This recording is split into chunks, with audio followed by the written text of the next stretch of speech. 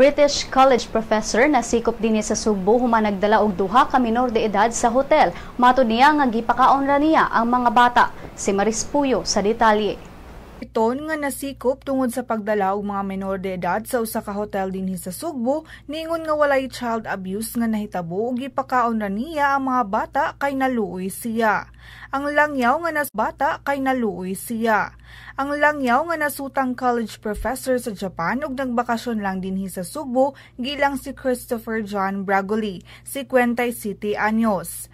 Nasikop si Bragoli sulod sa usa ka hotel sa may Don Juan Osmeña Avenue kagahapon sa hapon. Diin na rescue ang duha ka mga babae nga nag-edad og 15 anyos ug 19 anyos. Sutaon pa ang tinud nga edad sa 19 anyos tungod kay matud pa sa pulis, bata pa kaayo kini og naong ug posibleng mas gamay pa ang tinud nga edad.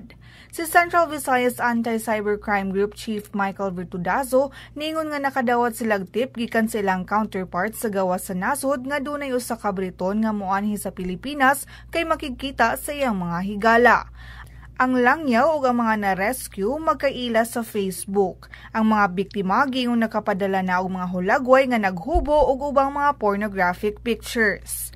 Apan matud ni Bragoli nga iya rang ipakaon ang mga bata tungod kay naluoy siya ug daw nindot ang pagtrato nila kaniya.